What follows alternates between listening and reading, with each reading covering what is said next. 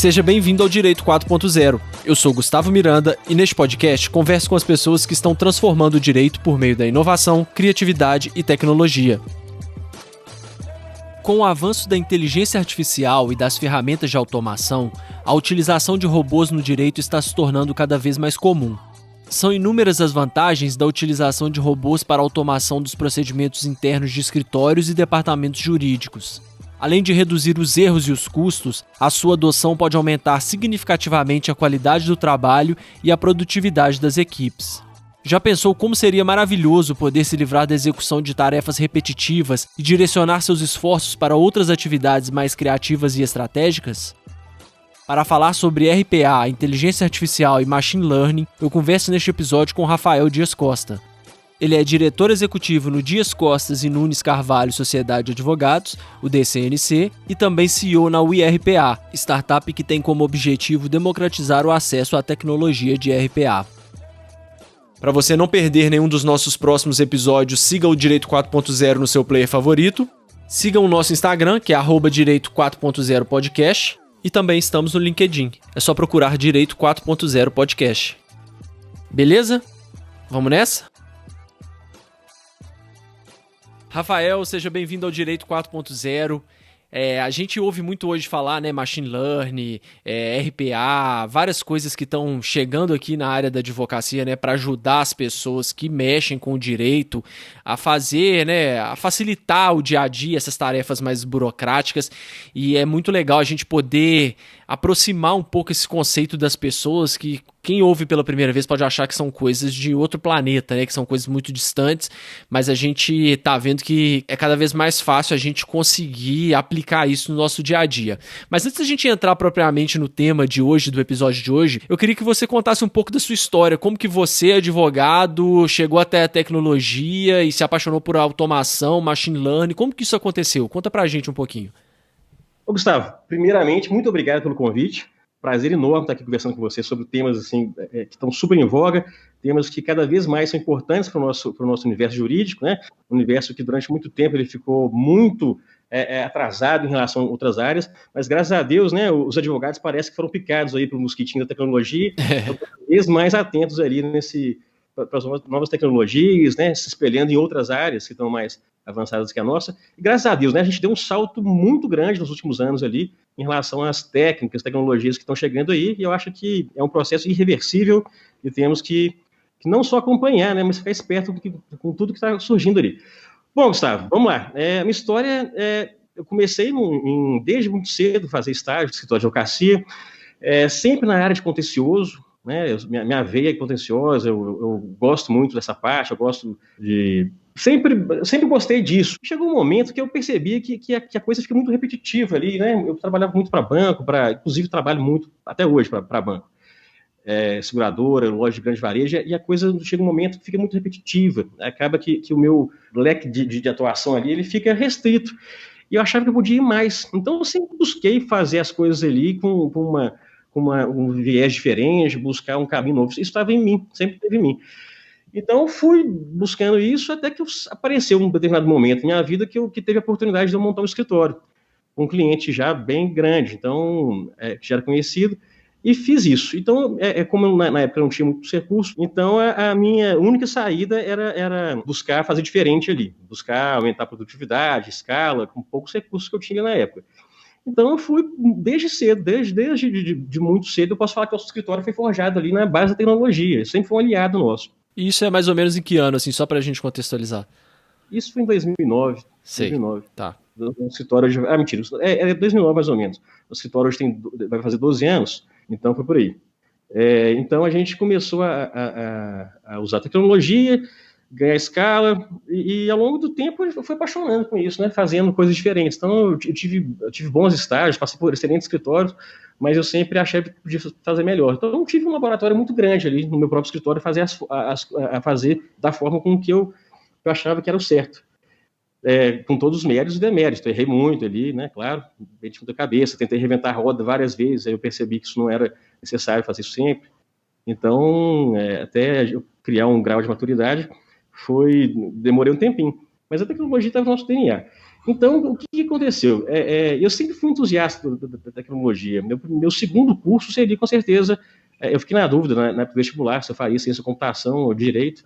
Então, eu acabei optando ali por direito na hora H lá. Mas foi uma escolha de Sofia para mim. Mas, ótimo, fui bem no direito. E hoje eu retomei, né? Hoje eu tive a oportunidade de retomar essa vontade minha. Hoje eu estou fazendo ciência da computação, por hobby mesmo, né? Porque eu sempre gostei. E é isso. O meu primeiro contato, né, voltando aqui ao tema da pergunta aqui, o meu primeiro contato com RPA, que é uma tecnologia, daqui a pouquinho a gente vai falar sobre o que é isso, né, automação, RPA, inteligência artificial, foi quando eu me deparei com uma demanda de um cliente que ele precisava de ajuizar 6 mil ações em 15 dias. Não. Então, eu nunca tive medo do desafio nem nada, eu falei assim, bom, eu acho que consigo isso daqui.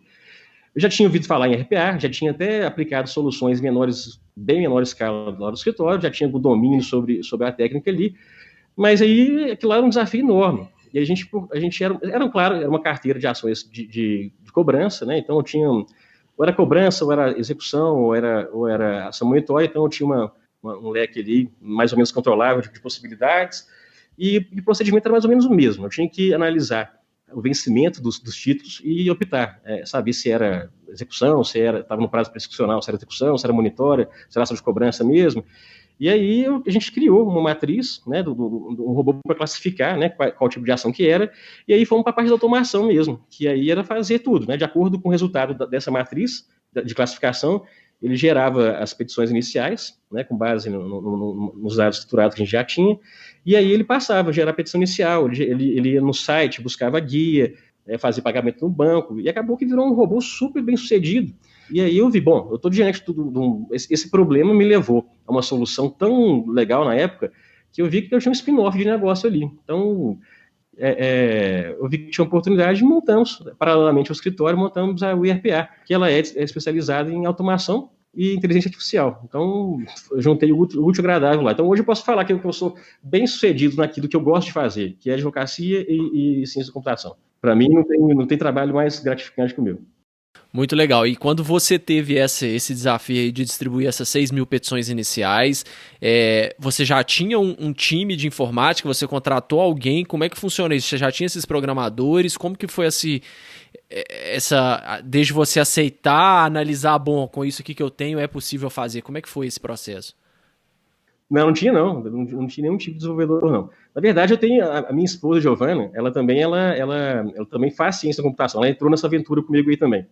Então, ela me ajudou muito nessa parte, ela foi uma peça fundamental ali, sem ela não teria conseguido fazer isso também não, mas foi tudo desenvolvido em house mesmo. Então, a gente, porque na verdade são processos que são repetitivos, eles são padronizados, eles são, você consegue colocar numa linha. Então, se você consegue ver esses padrões, se você consegue enxergar isso, fica tranquilo de você automatizar.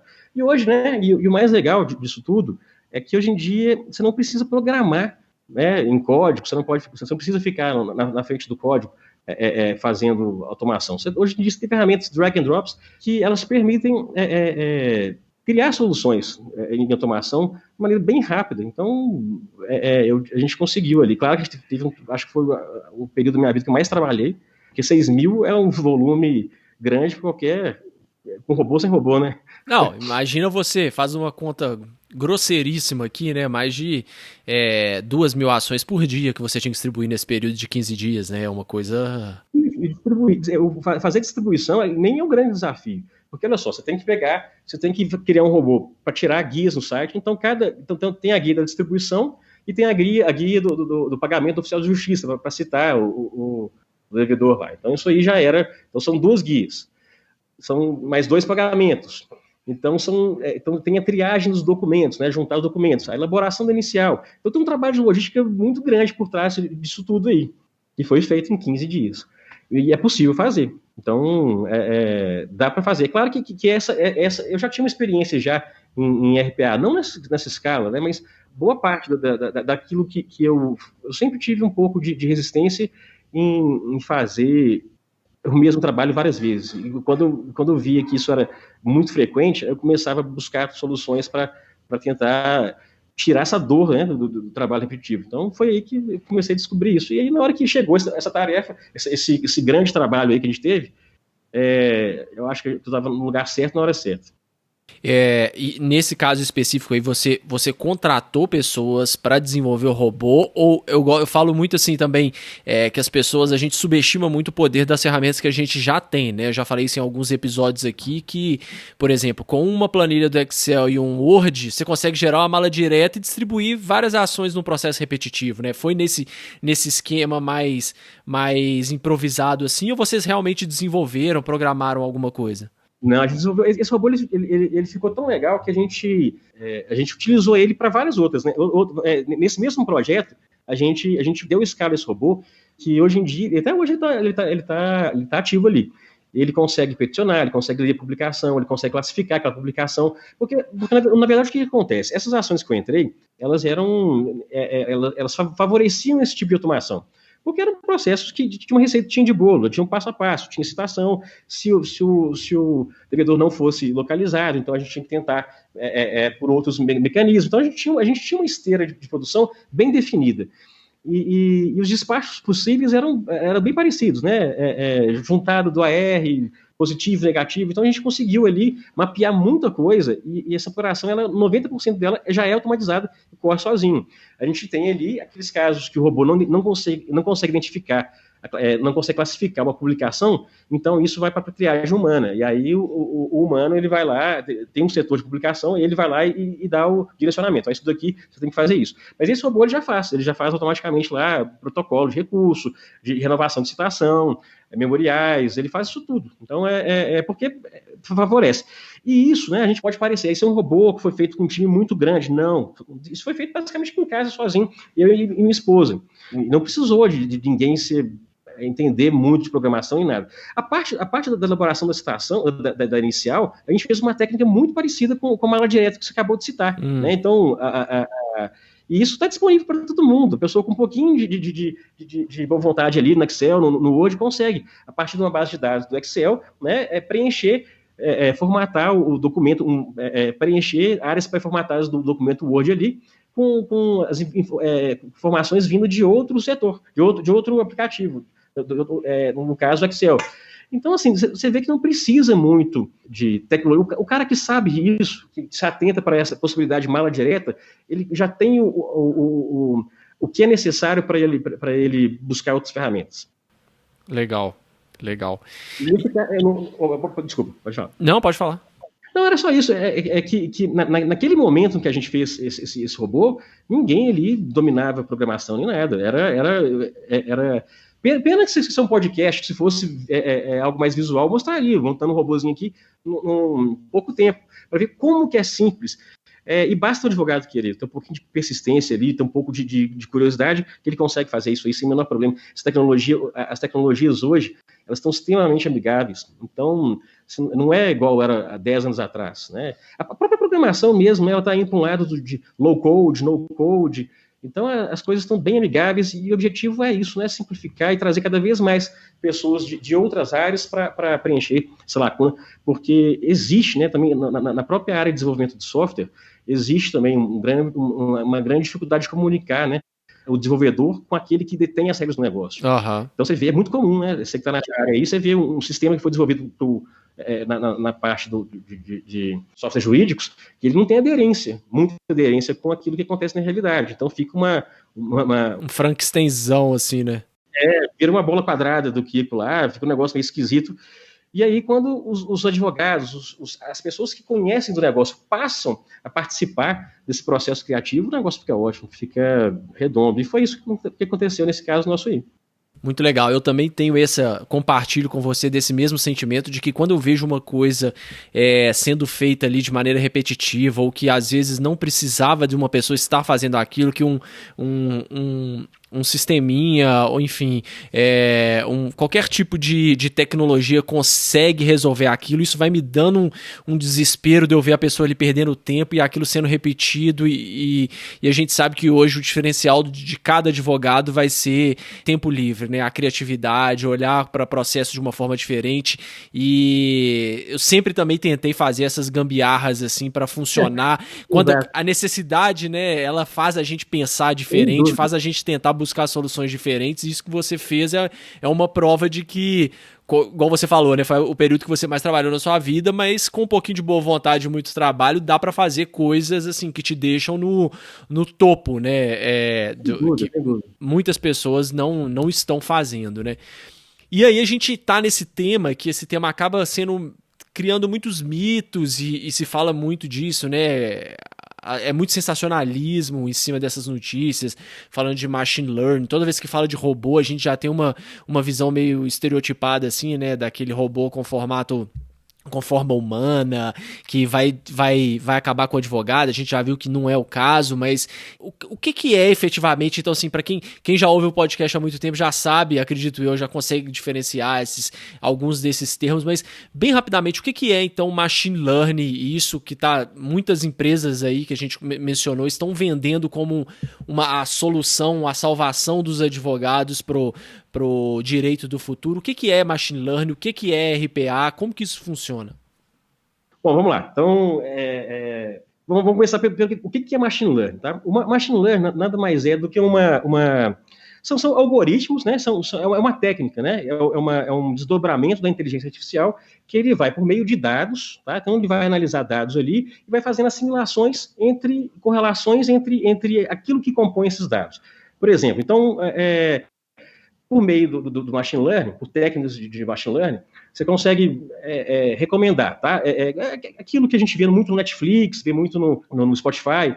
Você escuta uma música e a partir daquele momento que você escuta aquela música, o próprio sistema ele sugere uma série de outras músicas. Como que ele faz isso? É com base na classificação. Ele vai aprendendo aquilo que você escuta, aquilo que você gosta, e com base no seu uso da plataforma, ele vai sugerindo coisas similares. Então, ele vai associando você a um comportamento, a um gosto, e aí ele chega no momento que ele vira e fala, com base nessa escolha sua aqui, você pode ser capaz de gostar dessa música aqui também.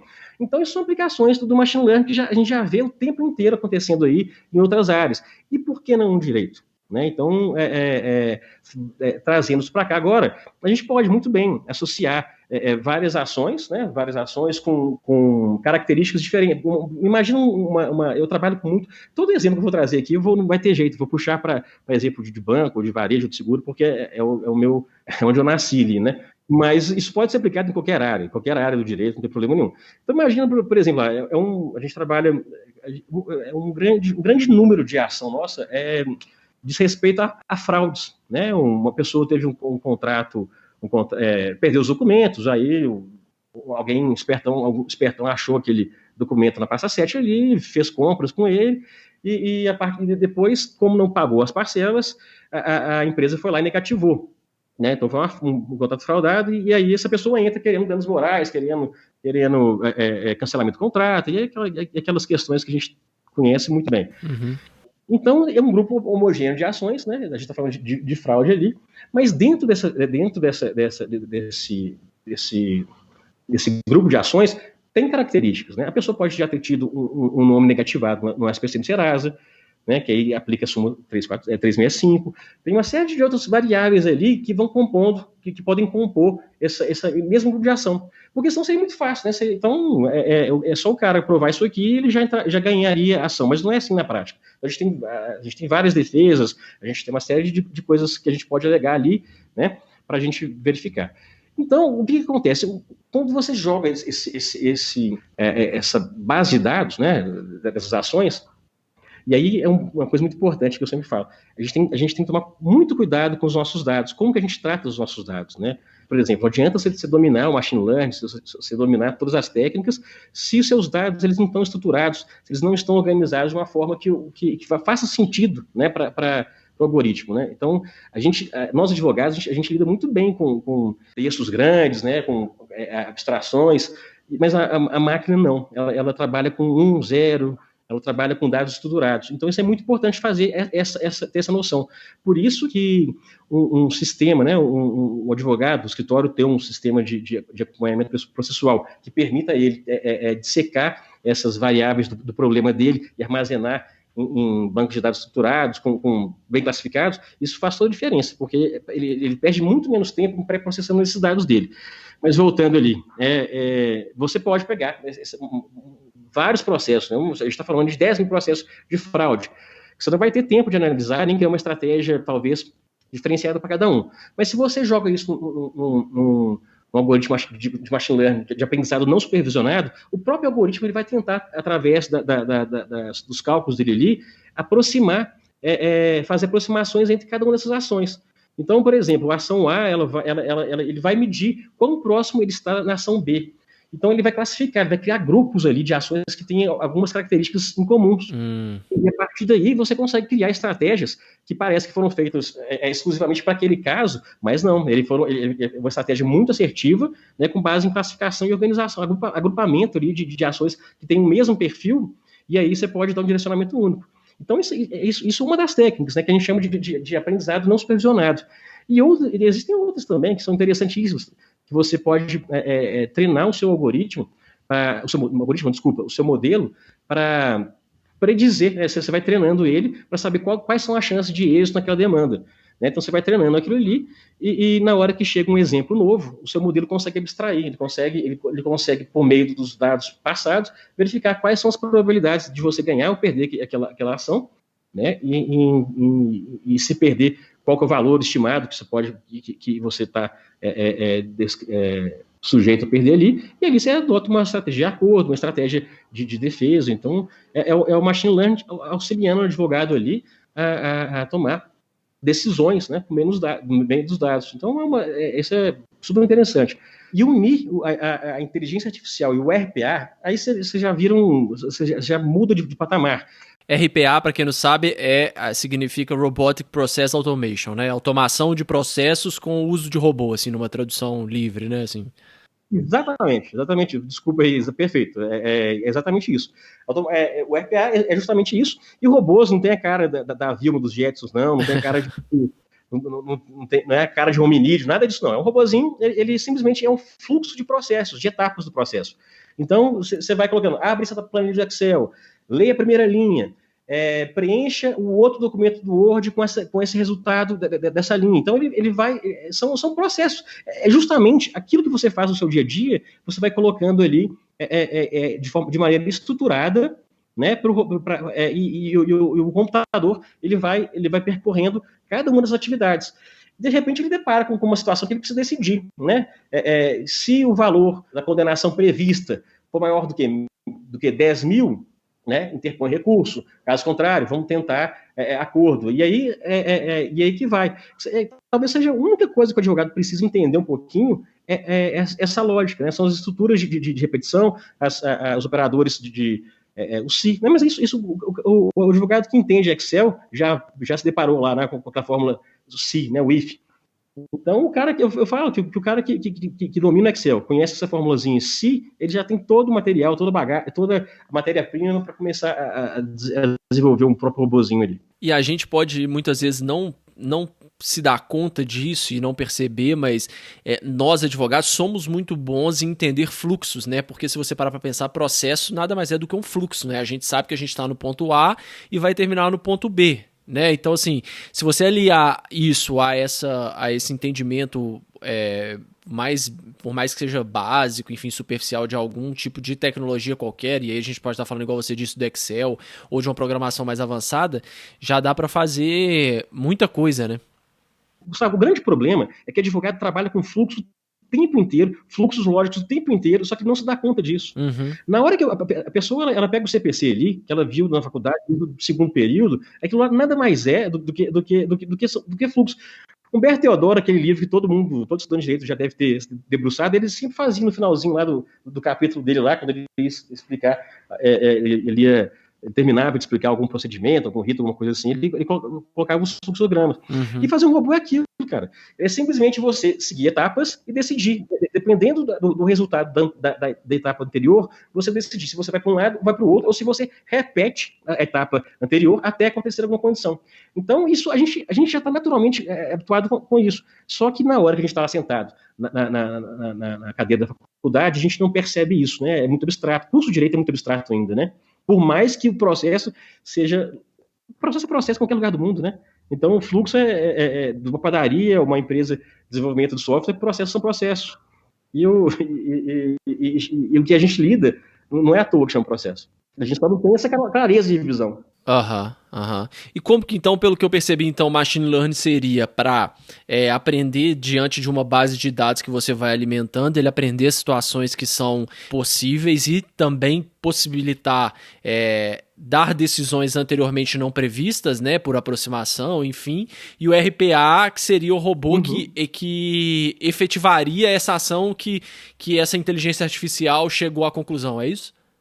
Perfeito. A união desses dois que você ganha uma vantagem fenomenal. Imagina que você tem uma base de dados que você rodou no seu modelo e aí você tem estimativas, né, boas estimativas. O modelo ele tem que ser treinado, ele tem que ser avaliado, né, ele passa por uma série de etapas antes de ser colocado em produção. Mas aí vamos supor que você tem um modelo muito bom. Então ele classificou da sua base ativa atual, você tem, vamos supor lá, 1000 processos que precisam ser feitos a acordo, você vai perder esse processo. Então, você tem duas opções. Você manda o seu estagiário sair ligando, ou então manifestar os autos, a proposta, ou enviar, disparar, ou fazer a cartinha, ou você coloca o seu robozinho para ele elaborar essas petições e protocolar no site do tribunal. Então, e é justamente nesse ponto da segunda opção que você vai unir e vai fazer a mágica toda acontecer. Você vai conseguir ganhar aquilo que você conseguiu classificar, que você conseguiu agrupar, a estratégia macro que você deu para sua carteira, você vai conseguir executá-la em tempo muito rápido, com a ajuda dos robozinhos.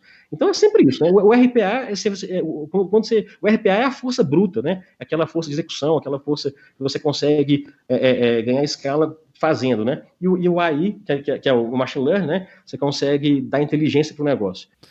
E você falou numa coisa que é muito legal, que é de criar estratégias, né? Você passa a fomentar essa inteligência com dados e com situações para que você consiga, inclusive, melhorar suas estratégias jurídicas, né? Porque a gente está vendo que cada vez mais os dados vão ser mais valorizados e quem conseguir demonstrar isso e utilizar esses dados vai se destacar, né? Como que você usa, como que na prática funciona essa criação de estratégias utilizando esses mecanismos?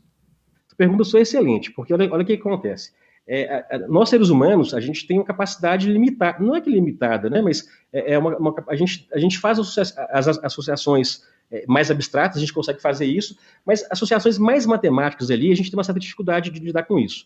Então, eu já tive vários casos que a estratégia jurídica apontada pelo meu modelo de associação, ela era contra-intuitiva.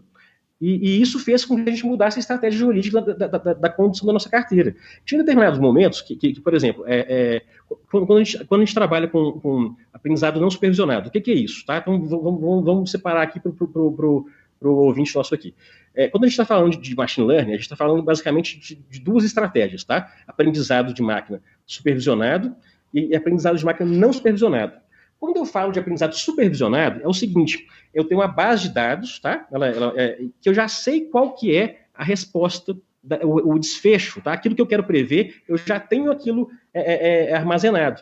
Então, o que acontece? O meu algoritmo ele vai aprender, né? Ele vai fazer relações ali entre as variáveis desse conjunto de dados, e como ele já tem um resultado, ele já sabe o que tem que fazer para chegar nele. Então, ele vai fazer uma engenharia reversa ali, por meio de repetições. Então, ele já tem o resultado que ele conhece. E a partir desse resultado que ele conhece, ele vai criar os pesos ali, ele vai balancear o modelo todinho, e a partir daí ele consegue novos dados, ainda que não tenha um resultado, né? Novos dados a gente não tem um resultado, ele vai conseguir prever com base no histórico passado. Isso é o aprendizado de máquina supervisionado, porque eu já sei o resultado. Agora, tem situações em que eu não tenho esses resultados. já estruturados ali. Então, o que eu tenho é um conjunto de dados, mas eu não sei o que eu quero prever ainda. Então, eu preciso de fazer associações. E esse modelo e essa abordagem, né, de machine learning não supervisionado, ele vai por meio das próprias variáveis ali, vai colocando dados, uns mais próximos do outro em relação à sua similaridade. Tá? Então, vai fazer tipo um agrupamento, assim.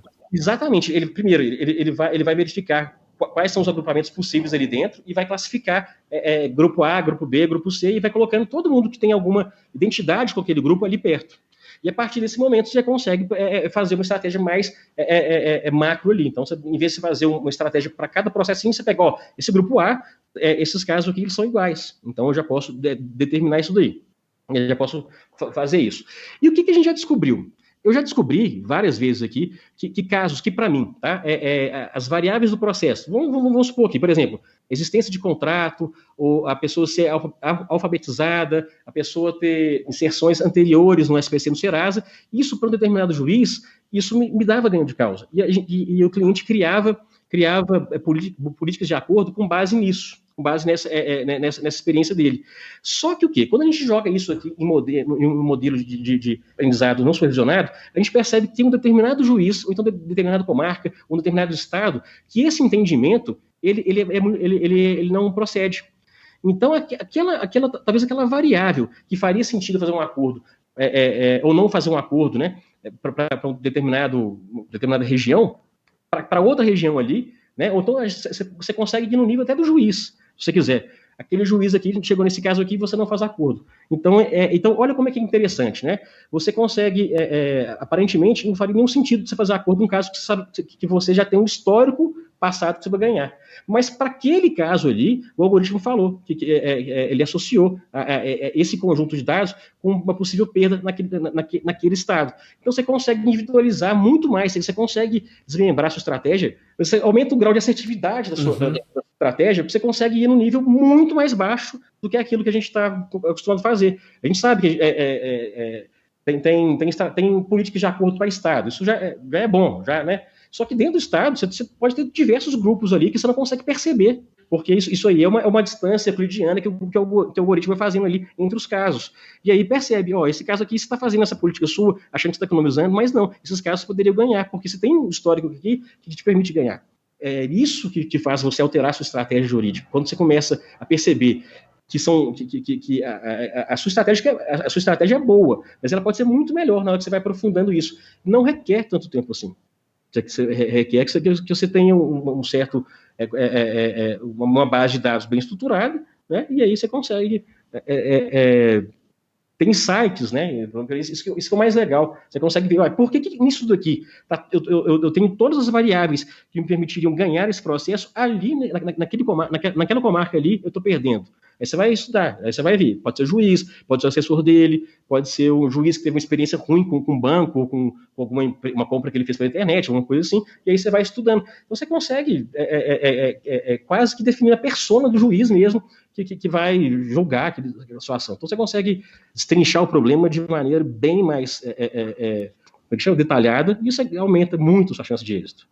Legal, gostei muito desse exemplo. Tem mais algum exemplo que você consegue ver para mostrar uma aplicação diferente em outro tipo de abordagem de utilização dessas tecnologias para a gente conseguir ver o potencial dela, assim?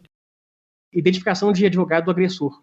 Hoje a gente já fez isso é super legal, porque o que a gente consegue? A gente consegue associar, né? Toda vez que a gente cadastra um processo lá no escritório, a gente sempre estrutura o nome do juiz, o nome do advogado da parte. Então, o que acontece? Hoje em dia, basicamente, o que os advogados fazem, os escritórios fazem, existe o quê? Existe realmente advogados oportunistas ali, que ele pega um nicho de processos, né?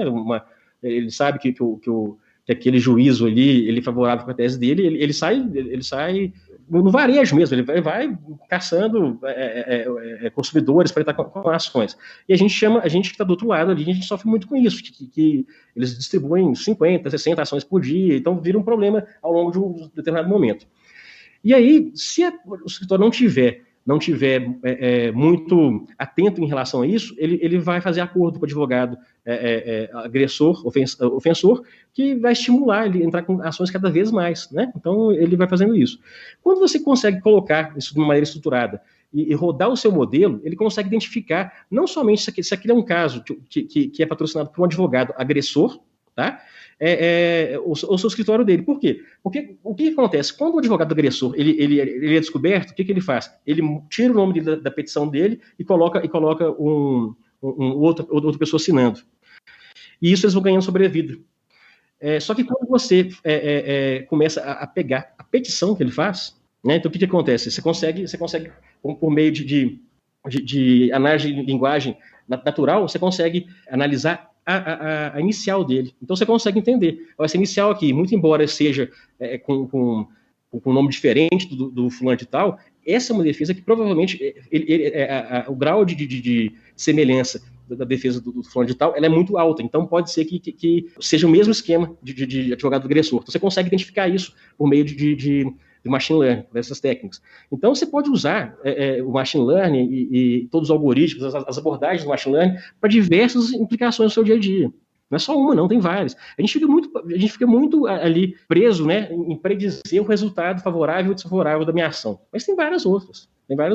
Essa é a abordagem mais fácil. Mas tem a estratégia jurídica, né, identificação de advogados agressores. Né? Então, você tem uma série de coisas para fazer ali com o machine learning que de ficar brincando a tarde inteira nisso aí. E, assim, para quem tá ouvindo, às vezes tá falando, tá, legal, mas ainda assim ainda parece uma coisa um pouco distante para mim. O que você falaria, qual dica que você daria, não sei, para quem quer implementar? Fala, não, fiquei interessado mesmo para implementar. Por onde que eu começo? É uma coisa muito cara, não é? Como começar? Perfeito, excelente pergunta. Na verdade, não tem nada de caro. Hoje em dia, a gente tem na internet ali, internet não, a gente tem no nosso mercado plataformas tanto de automação quanto de machine learning, estudos para você testar seus modelos ali de forma gratuita. O bom desse setor, né, dessa parte, dessa comunidade de desenvolvimento, que eles têm uma pegada muito forte para divulgação do conhecimento, né, porque as tecnologias elas vão sendo implementadas com base no uso. E se a ferramenta é muito cara, ela é descontinuada. Então a gente tem, eu posso citar aqui uma coisa muito interessante para quem gosta disso aqui, é acompanhar o Gartner, né, aquele quadrante mágico do Gartner, que ele mostra todas as tecnologias que estão na área, né, por exemplo, é a área do RPA. Você vai lá no Gartner, procura lá, RPA, quadrante mágico, e ele vai te falar quais são as empresas, quais são as tecnologias, quais são os tipos de licença que estão lá, quais são as entrantes, quais são as líderes de mercado, quais são aquelas que vão despontar. Então, isso tudo está no quadrante dele. Por exemplo, quem quer trabalhar, quem quer dar os primeiros passos ali, por exemplo, na automação, eu recomendo assim, fortemente o iPath, que é uma ferramenta que ela é amigável, ela é do estilo drag and drop, que simplesmente você quer fazer, por exemplo, abrir o Excel para você coletar a primeira linha e jogar no Word.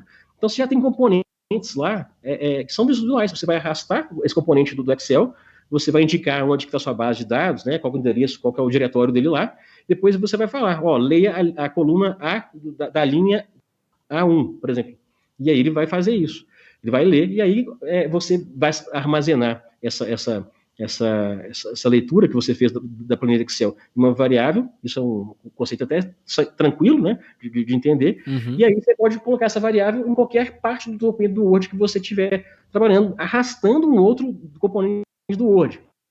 Então isso aqui é muito simples, a gente está nesse nível já. A gente está numa abstração da programação, não é necessário você conhecer nada de código, não. Você pode simplesmente arrastar e colar ali no seu canvas, né, na sua tela de edição ali, componentes já pré-programados. Aí você vai só configurar os parâmetros dele, que é bem tranquilo também. Então, a sua solução caseira ali, você consegue fazer tranquilamente. Eu tenho certeza que qualquer advogado que abrir o iPath, tiver um pouquinho de paciência, conhecimento do Excel, vai fazer seus robozinhos ali, em menos de 48 horas vai conseguir fazer alguma coisinha com seu robô, com certeza absoluta. O mesmo esquema a gente também tem, né? Várias plataformas, ferramentas aí também que tem esse mesmo conceito de drag and drop na parte daí, do machine learning. A gente pode citar aí o Azure, Microsoft, né, que simplesmente ele tem um laboratório lá que você vai estudando o seu modelo com base no arrastar e colar também. Então você tem que ter, mas ali no AI você tem que ter um pouquinho mais de domínio sobre os princípios, sobre algumas técnicas ali, sobre a abordagem do problema que você quer resolver, se é um problema de classificação, de regressão. Tem um outro que eu gosto muito, que eu treino, que é onde que eu faço basicamente todos os meus modelos, né, que eu treino para ver se ele tem futuro ou não tem futuro. É o Orange Canvas, que é uma plataforma gratuita também, que ela tem um componente de exploração de dados muito bons. A maior parte dos algoritmos de machine learning, tanto supervisionados quanto os não supervisionados, ele tem também lá os mais tradicionais, que vão resolver basicamente quase todos os problemas que a gente, advogado, tem no dia a dia ali. Então a ferramenta é ótima para você modelar ali, né? Claro que não é uma solução profissional, ela é ali para você testar, você ganha muito tempo ali, né? Você vai querer testar a eficiência, qual que é o algoritmo mais rápido, mais acurado, mais preciso ali para eu resolver esse problema. Então ali você pode testar rede neural, você pode testar árvores randômicas, você pode testar uma série de algoritmos, e no final das contas, depois que você rodar, né, testar esse modelo com esses algoritmos ali, você tem também uma ferramenta lá dentro de como comparar, né? Qual foi mais preciso, qual teve mais acurácia, qual foi mais rápido ali, e aí você pode escolher criar seu modelo com base nisso. Depois você já criou esse modelo, você descobriu que esse é o modelo ideal, aí você pode ir para uma plataforma mais profissional ali, né? E desenvolver em produção esse cenário que você criou ali no Orange. Mas o Orange, se você não quiser uma ferramenta profissional, se você quiser classificar a sua base da inteligência para você mesmo ali, o Orange está mais suficiente. E é super tranquilo de mexer. Ótimo, excelente. E essa abordagem é muito legal porque a gente desmistifica, né, esses conceitos que vêm sendo replicados aí na mídia, enfim. E se você imaginar essas barreiras que nós mesmos nos colocamos, né, às vezes a pessoa é um advogado autônomo, fala, isso aí pra mim não justifica, mas cara, imagine que você vai ficar livre dessas tarefas repetitivas, né, o que é elaborar uma petição. Tem gente... acho que, na verdade, eu acho que a maioria das pessoas ainda abre um documento do Word ou pega algum modelo lá para fazer uma petição qualquer, ou pega o modelo e vai lá e vai deletando os campos e preenchendo na mão dados e nome das partes e tal. E isso aí acaba possibilitando vários erros, enfim, fora o tempo que você está perdendo fazendo aquilo ali, né? Te permite ganhar escala. Às vezes você é um advogado autônomo hoje, mas se você conseguir um cliente, de repente, igual você falou aí no começo do episódio, né, precisa distribuir 16 mil ações, né, claro que isso não é tão frequente de acontecer, mas às vezes você ganhou um cliente ali, tem a possibilidade de pegar um cliente novo que você não vai conseguir porque sua estrutura ainda é muito pequena e tal, você consegue escalonar, né, a gente estava até conversando antes de gravar o episódio, né, dessa mudança que a gente está vivenciando aí com a pandemia e que às vezes não faz nem sentido mais você ter uma sede física para o seu escritório, né? Utilizar esses serviços de coworking que você pode alugar lá um lugar, depois pode alugar 10 e ampliando o seu espaço lá e ao mesmo tempo também diminuindo, né? Às vezes você perdeu um cliente, então você consegue imediatamente já reduzir o seu custo fixo ali, então essas tecnologias te permitem adaptar e a gente está vendo que agora eu acho que essa adaptabilidade vai ser essencial para quem quiser sobreviver, né, e se destacar, porque coisas que a gente não previa de forma alguma antes agora estão começando a acontecer e a gente tem que responder da forma mais rápida possível. E ainda consegue os melhores resultados, né? Então, eu não vejo nenhum ponto negativo em se adotar, ou pelo menos começar a mexer com essas tecnologias para todos os advogados. Todos têm, na minha opinião, todos têm que começar a mexer com isso. Por mais que não é muito minha área e tal, chama algum outro advogado que já tenha mais uma tendência para mexer com esse tipo de tecnologia e vocês vão fuçando ali juntos, cada um tem um pouquinho a agregar e eu acho que isso é o futuro, né? Exatamente, Gustavo. A primeira coisa que você falou, que é super importante, né? A velocidade de adaptação do advogado hoje, ela é fundamental para saber se você vai estar no mercado em médio prazo, estou falando em longo, não. Essa pandemia, ela foi um divisor de águas. eu tenho amigos que trabalham, são sócios de outros escritórios, eu vejo quanto que as pessoas penaram ali para fazer o esquema do home office, né? Então, adaptação, porque não é simplesmente pegar o notebook da pessoa e mandar para casa. Não é simplesmente, a pessoa tem, o escritório já tem que estar com a estrutura dele em nuvem, né? Isso é uma coisa importantíssima, aquela ideia de servidor físico, aquela coisa, e lá já não faz mais muito sentido hoje em dia. Aliás, já não fazia tanto. Agora, depois da pandemia, de jeito nenhum, o escritório tem que estar, o seu trabalho ali, ele tem que estar à disposição de você, né? No momento que você precisar. E tem aspecto cultural também, Gustavo, até você se adaptar, né, em tentar. Eu falo isso porque aqui em casa, se a gente deixar, a gente fica trabalhando o dia inteiro sem perceber. Uhum. Então tem que ter a disciplina, tem que ter um ambiente de trabalho que durante aquele horário ali você está indisponível para as pessoas de casa, que lá é um trabalho normal, igualzinho. A única diferença você não está no seu escritório físico. Então, assim, tem uma série de mudanças ali que o advogado foi obrigado, pela dor mesmo, né? Não foi nem pela vontade, pela vocação de mudança, não. Exatamente. Pela dor, e sempre é mais duro, né? E o que eu falo, o advogado ele não tem porquê, né? O advogado tem que começar. O advogado talvez ele esteja ali no Word, né? Vai um pouquinho para Excel, a gente vai vendo a evolução da carreira do advogado, né? Quanto mais tempo ele passa no Word, é sinal que alguma coisa está errada. Se você tem 10 anos de informática, você está só no Word, alguma coisa está errada. Né? Se você não passou por Excel, é porque você está... Ou você escolheu uma carreira mais acadêmica, né?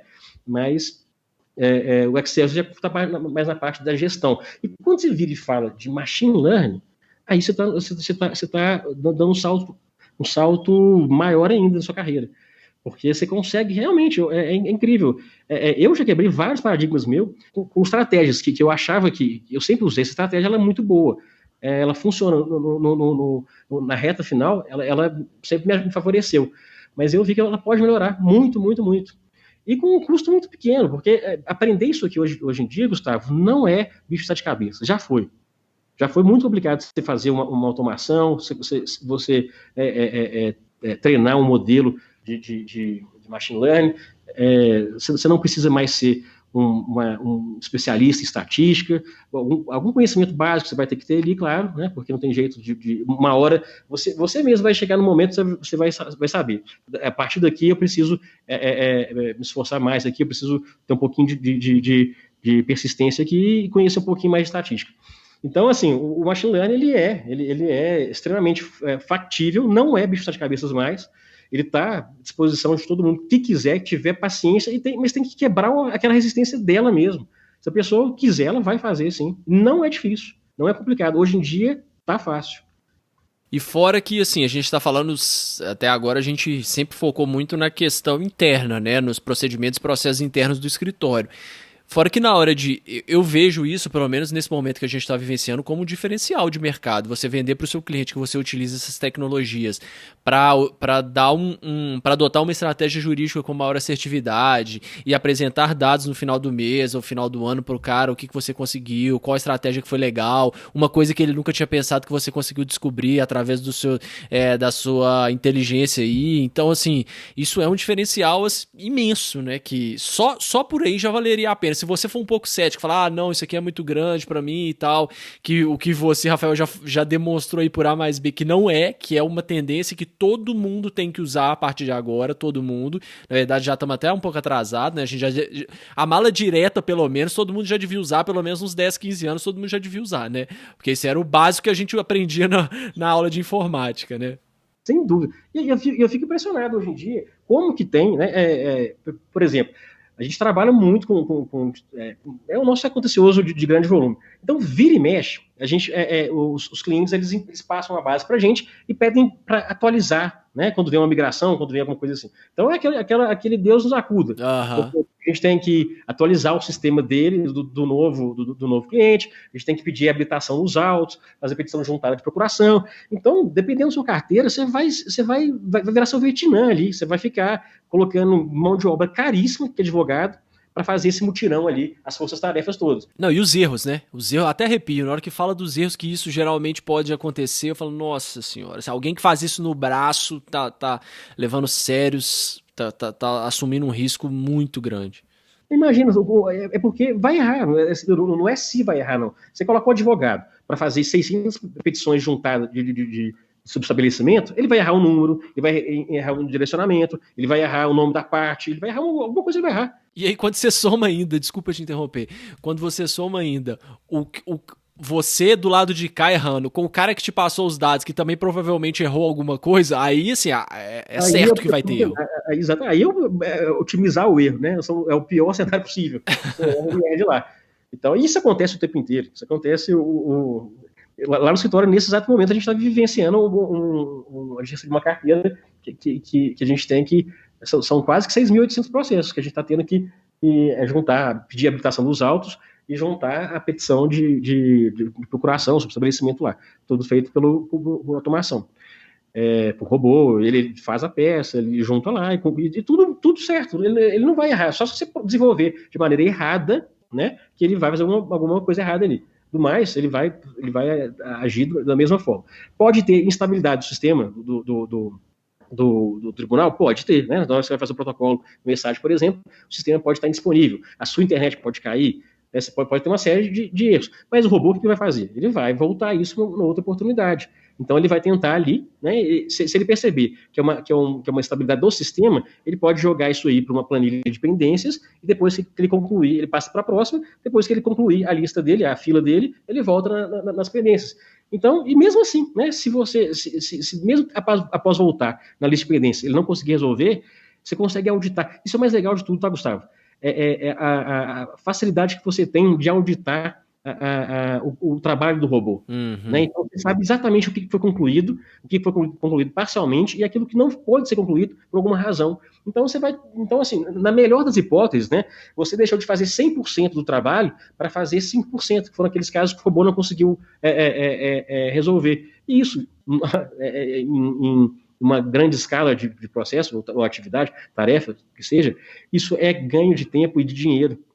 Se colocar na ponta do papel o que isso dá, imagina você ter que pagar para advogado, que é a mão de obra mais cara, estagiário já seria errado, já seria caro, né? Colocar estagiário fazer isso. Mas imagina uma situação eventual de emergência ali, que você não tem contingente, e você tem um prazo para o seu cliente tá te pressionando ali para fazer essas interações, essas inserções no sistema dele, 6 mil. Você vai ter que usar advogado, até mesmo você vai ter que usar, até mesmo sócio vai ter que entrar nessa brincadeira ali, para dar tempo, porque o cliente não pode dilatar o prazo. E aí, olha a hora, coloca a hora ali do advogado sênior, do estagiário, de um sócio, para fazer um trabalho que perfeitamente não precisava ser nem feito por alguém que passou 5 anos, ou pretende passar 5 anos numa faculdade ali para ser advogado. É um trabalho de Ctrl-C, Ctrl-V e pronto, acabou. Exatamente, muito legal. E o que você está vendo para o futuro aí? A gente está falando muito que hoje já é possível fazer isso, enfim, que a gente tem que tirar essa visão desse mito da inteligência artificial e de robô e tal, que hoje já é possível todo mundo fazer isso com um custo, se não zero, custo baixíssimo, né? E otimizar aí muito a sua rotina e criar diferenciais de mercado. O que você vislumbra de futuro? O que você acha que está por vir ainda? Gustavo, eu acho que o que está acontecendo já é só olhar alguns players aí do mercado ali e ver para onde que o negócio está indo. Infelizmente, né? Não é que a automação, inteligência artificial, ela tira o trabalho do advogado. Pelo contrário, ela vai devolver, né, a advocacia para o advogado. Ela tira o trabalho do advogado que está fazendo papel de robô, né? Exatamente. O robô, na verdade, o advogado foi robô durante muito tempo ali. O advogado fazia de serviço administrativo, serviço burocrático. Eu tive uma apresentação que eu fiz para um seminário de São Paulo, que eu usei meu próprio estudo de caso, lá no escritório. A gente fez um levantamento, quando a gente começou essa era da automação, que a rotina do nosso advogado era basicamente 60% do tempo dela, ela atuava com rotinas administrativas, burocráticas, respondendo e-mail, respondendo coisas que poderiam ser facilmente delegadas, automatizadas. Então, na hora que você coloca isso aí, por FTS, você troca isso aí por dinheiro, né? O tempo que você está pagando para fazer um serviço que é incompatível ali, e você coloca na balança, você chora. Então, a automação, ela vai devolver isso para o advogado. Só que aí, em contrapartida, vai exigir do advogado aquilo que sempre deveria ter sido exigido. Técnica, né? aquilo que não dá para automatizar, não dá para terceirizar, não dá para... Tecnologia nenhuma vai roubar do advogado, é a essência do trabalho dele. Mas aqueles advogados que a gente está acostumado, que a gente vê, infelizmente, muito por aí, né? Que são advogados que basicamente são robôs humanos. Esses vão ter problema. Esses, infelizmente, vão ter problema. Então, assim, mas a mensagem de esperança que eu dou é que, como isso ainda é muito novo, qualquer pessoa que se sentir, né, que estiver sentindo, né, que está vendo para onde a maré está indo, ela em pouco tempo ela consegue correr atrás do prejuízo dela. Ela consegue por meio, a tecnologia é interessante por causa disso, né, Gustavo? Ela é democrática demais, ela é universal. A pessoa ela pode estar muito atrasada, mas se ela domina uma tecnologia que ela hoje a maior parte ainda não domina, ela sai com a vantagem e projeta ela lá na frente. Então todo mundo tem chance de pegar esse trem ainda, tá? O trem ainda não, o trem está partindo, mas ainda quem quiser entrar nele está de portas abertas ainda e a coisa vai melhorar muito para quem tiver envolvido com isso daí, para quem estiver antenado, para quem estiver incomodado com a forma com que hoje o direito ele é praticado. E eu já vi algumas pessoas também falando que né, cada vez mais agora a gente fala desses fluxos e de criar regras e usar a tecnologia para aprimorar procedimentos internos e tudo mais. E algumas pessoas acham que isso pode acabar matando a inovação, né? Porque você está criando tanta rigidez ali, tanto procedimento rápido que isso pode acabar matando a inovação. Eu já vejo isso totalmente ao contrário. Também. Você está liberando espaço para que exista a inovação, para que exista a criatividade, para que a gente volte a ser um advogado estratégico e fazer da melhor forma possível o que a gente aprendeu na faculdade, foi desenvolvendo ao longo do tempo com a experiência e não ficar nesses 60% aí que você disse de atividade repetitiva, né? Exato. E Gustavo, uma coisa interessante, a gente não precisa inovar o tempo inteiro. A inovação pela inovação ela não leva a lugar nenhum, não leva a nada. Boa. Então, assim, se você tem um fluxo de processo que ele te atende bem, né? Ele te dá segurança, porque é isso, né? Então, é sempre um trade-off, né? Você vai inovar, a inovação ela pode trazer insegurança, sim, porque até você testar. Porque a verdade é essa, né? Você inova, você não tem paradigma nenhum, você não sabe nenhum erro, você vai começar a errar e vai começar a melhorar o seu modelo daqui para frente, né? O seu modelo passado, você já errou tudo que você podia errar, você já sabe onde vai errar, então ele é todo seguro, ele é hermético demais, fechado demais, ele pode atrapalhar a inovação, existe essa crítica sim, e ela é verdade, só que você não precisa inovar o tempo inteiro. Ela só tem sentido se você for ter ganhos reais com isso daí. Legal. Então, é isso também. A gente vê um fetiche, né, Gustavo? A gente vê hoje em dia um fetiche muito grande por corrida de tecnologia, Scrum, metodologias ágeis. A gente vê todo mundo falando sobre isso, né? Mas calma, vamos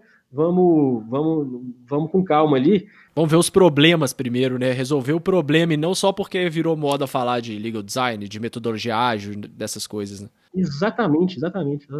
Muito bom, Rafael. Pra gente já então agora caminhando para o final do episódio, vou fazer algumas perguntas rápidas aqui, as respostas não necessariamente têm que ser rápidas, mas qual que foi a dica mais valiosa que você já recebeu? E aí pode ser tanto profissional quanto dica de vida mesmo, o que você quiser compartilhar com a gente. Bom, a dica mais importante que eu já recebi, eu acho, né, que eu faço isso até pela filosofia de vida minha, experimente. Vá para a prática. Ainda não espere, assim, não espere você ter um modelo ideal, você ter aquilo que é o melhor possível e está 100%. Vá para a prática. Então, feito é melhor que perfeito, né? Exatamente. Se eu tiver um lema da minha vida, é esse. Legal. Muito bom. E o que significa sucesso para você? Cara, sucesso é isso, poder falar do que eu gosto, duas coisas que eu gosto demais, que é direito e tecnologia, poder utilizar isso no meu dia a dia, o tempo inteiro, como aliado, e fazer mais do que isso, e utilizar a tecnologia para ganhar tempo de qualidade, para passar com família, com minha esposa, com meus filhos. Então isso que é felicidade para mim. Maravilha. E para quem ficou interessado nesses temas todos que a gente discutiu aqui, tudo vai estar linkado na descrição do episódio, o que a gente já falou até agora, mas às vezes seria até interessante recapitular algumas ferramentas que você citou, algum outro material que você queira citar e acrescentar aqui, o que você compartilharia com a gente? Pessoal, quem estiver interessado em automação, eu sugiro que procure o quadrante mágico de Gartner, que ali estão todas as tecnologias disponíveis para o mercado. Em especial o YPF. Tá? O YPF ele é uma ferramenta que, até pela licença dele de uso acadêmico, que é gratuita, vocês podem fazer a experiência que vocês quiserem dentro dele ali. Ele não vai te cobrar nada, né? Ele vai te cobrar só se você for passar a ser uma empresa que vai usar aquilo lá como uma solução profissional. Mas o YPF é muito bom, tem atualmente não é. A Microsoft mesmo, a Microsoft está vindo com muita força nisso aí, no Microsoft Automate, que é bacana também. Então, RPA, essas tecnologias, para começar, está excelente, para quem quiser começar por aí, o YPF é muito bom. Para inteligência artificial, tá? Não só tecnologia, tem alguns livros interessantes também. Tem um livro que eu acho fantástico, formidável, todo mundo deveria ler, chama Data Science para Negócios. É do Tom Fawcett, ele está disponível aí para quem quiser ir no Amazon, ele é super bacana. Essa abordagem toda de como os dados, a inteligência artificial, ela pode e deve orientar os seus negócios. E aí eu estou falando de qualquer negócio, tanto uma destilaria, quanto um setor de advocacia, uma farmácia, uma banca de revista, tudo ali quando você é orientado por dados, a coisa anda muito mais. E para você testar os seus modelos de dados, eu recomendaria esse Orange, né, o Orange Canvas, que é uma ferramenta visual, que ela desse tipo drag and drop, que ela tem ali os modelos mais populares, os algoritmos mais populares de machine learning, tanto para aprendizado supervisionado quanto não supervisionado, e você vai poder brincar ali de tudo quanto é jeito. Ali ele vai te favorecer uma experiência para você explorar os dados, que é uma etapa muito importante na hora que você vai construir seu modelo, né? Eu até brinco que na hora que você vai construir um modelo, 70% do tempo que você vai gastar é explorando seus dados, porque você nunca vai pegar um conjunto de dados perfeitinho, né? Com todas as variáveis lindas, estruturadas direitinho. Então, ali você vai ter que fazer um trabalho de pré-processamento enorme. E essa ferramenta te dá isso.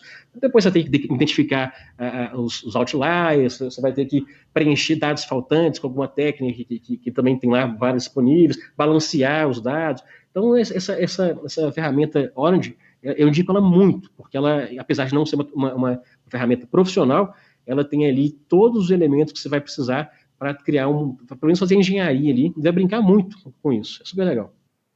E para quem quiser te acompanhar na internet, quais redes sociais que você usa?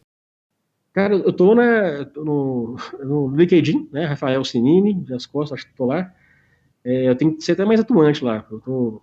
Eu tô bem preguiçoso nas redes sociais. Facebook, Instagram, tem isso tudo. Rafael Sininho de As Costas. Pode procurar lá que estou lá. E, gente, quem quiser, tá? Quem quiser tirar dúvida comigo, quem quiser conversar sobre esse assunto, quem quiser ver como isso funciona na prática, eu tenho o maior prazer de apresentar, pessoal. Eu sou um cara que fica... Meu propósito é catequizar as pessoas. Pessoal, vem para cá. Aqui que o negócio funciona, vem para cá. Quanto mais gente tiver nesse meio aqui, mais a gente vai evoluir nosso mercado, nosso comércio, nosso tudo. Então, assim, vem para cá que tá bom. Ótimo, Rafael. Obrigado aí pelo carinho com os ouvintes também, e queria te agradecer mais uma vez por participar aqui do Direito 4.0, porque eu já sou evangelizado, então assim, do que depender de mim também, vou converter muitas pessoas. Isso. É ruim ficar pregando só para convertido, tem que chamar o pessoal que não é possível, né?